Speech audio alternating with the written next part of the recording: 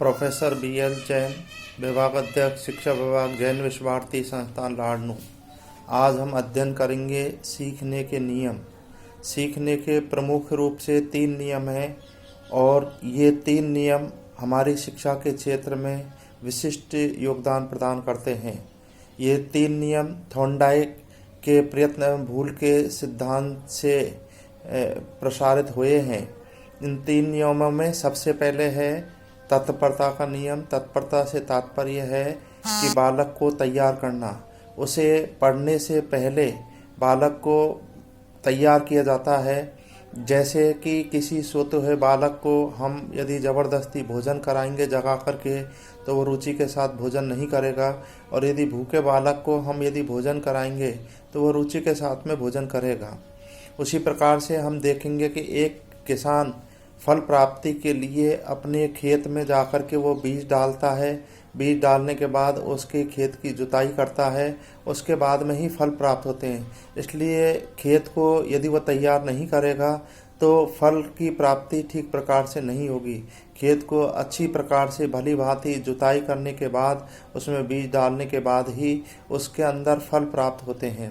इसी प्रकार से एक कुम्हार है, वो अपने एक कलश बनाने के लिए मिट्टी के अंदर पानी डालता है। पानी डालने के बाद उसके हाथ से वह गुजरता है। गुजरने के बाद में जाकर के वो एक कलश तैयार कर पाता है। तो हम इस प्रकार से देखेंगे कि युद्ध की आदि विजय है तत्परता जो है। हम जब कभी भी इस बात को यदि हम गौर से देखें तो बालक को यदि हमने तैयार कर दिया है तो वो युद्ध की आदि विजय प्राप्त कर लेता है। इसलिए सबसे पहले किसी बालक को हमें तैयार करना चाहिए। दूसरा नियम है अभ्यास का नियम, कि कुछ चीज़ें ऐसी हैं कि बिना अभ्यास के हम प्राप्त नहीं कर सकते हैं।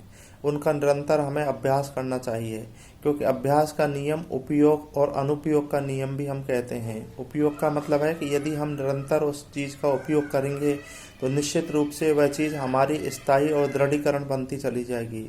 और जिस चीज़ का हम यदि उपयोग नहीं करेंगे जीवन में तो वो उस चीज़ को हम भूल जाएंगे, और भूलने के कारण हमें ठीक प्रकार से याद नहीं हो पाएगा। इसलिए निरंतर हमें कोई भी विषय है उसे निरंतर अभ्यास करते रहना चाहिए। इसलिए कहा है करत करत अभ्यास के जड़ मत होत सुजान, रसरी आवत जाते सिल पर पड़त निशान। इसलिए पत्थर जैसी चीज़ें भी जो है अभ्यास के माध्यम से जो है रस्सी जो है उसको घिस देती है, जबकि रस्सी के जो तंतु होते हैं बहुत ही आप देखेंगे कोमल होते हैं, लेकिन एक कठोर पत्थर को भी वो घिस देते हैं। इसलिए निरंतर अभ्यास करने से कोई भी कठिन से कठिन चीज़ भी सरल हो जाती है। इसी प्रकार से हम देखेंगे, कहते हैं घोड़ा आड़ा क्यों, पान सड़ा क्यों, रोटी जली क्यों, विद्या भूली क्यों। क्योंकि यदि रोटी को हम फेरेंगे नहीं तो वो अपने आप ही जल जाएगी। इसी प्रकार से घोड़े की पीठ को यदि हम फेरेंगे नहीं तो वो घोड़ा लात मारना शुरू कर देगा, और विद्या को यदि हम अभ्यास नहीं करेंगे तो उसे हम भूल जाएंगे। इसलिए हमें निरंतर अभ्यास करना चाहिए, और कुछ चीज़ें बिना अभ्यास के हम सीख ही नहीं सकते हैं। जैसे कंप्यूटर चलाना है, इसी प्रकार से हम देखेंगे कि टाई बांधना है, गिटार बजाना है, सितार बजाना है, साइकिल चलाना है, कार चलाना है, मोटरसाइकिल चलाना है। ये अभ्यास पर निर्भर करती है, क्योंकि जब अभ्यास हो जाता है, हम कार चलाते हैं तो हम देखते हैं कि उस समय बात करते हुए भी हम गाड़ी को आसानी से चला लेते हैं। और जब यदि हम सीख रहे होते हैं उस समय पर यदि कार प्रथम बार चलाते हैं उस समय हम यदि बात करने लग जाएंगे तो एक्सीडेंट हो सकता है, लेकिन अभ्यास से वो धीरे धीरे सरल हो जाते हैं और हम बात करते हुए भी उसे गाड़ी को आसानी से चला सकते हैं। थॉर्नडाइक का तीसरा जो नियम है वो प्रमुख है प्रभाव का नियम।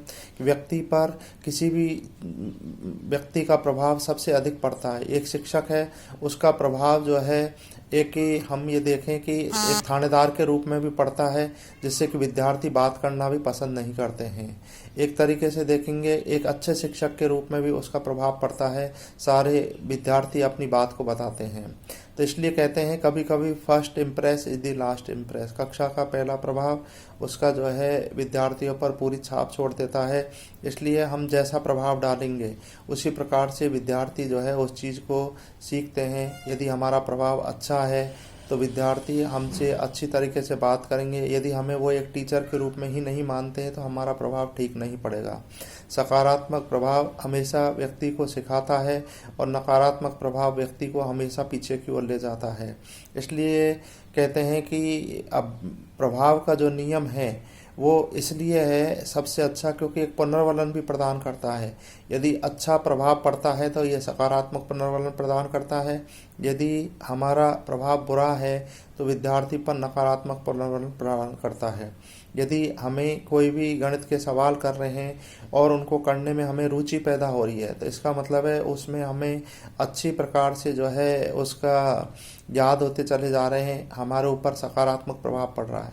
यदि कहीं कठिन लगे और कहीं जटिल लगे उन सवालों को हम पढ़ने के बाद छोड़ देते हैं और उस किताब को उठा करके रख देते हैं तो ये नकारात्मक प्रभाव पड़ता है, जिससे कि बालक जो है सीखने के लिए तैयार नहीं होता है। जैसे थॉर्नडाइक के सिद्धांत में हम देखेंगे कि बाहर पिंजरे के बाहर जो है मछली रखी गई थी, बिल्ली इसलिए बाहर आने का प्रयास कर रही थी क्योंकि बाहर उसका प्रभाव जो है मछली के टुकड़े थे।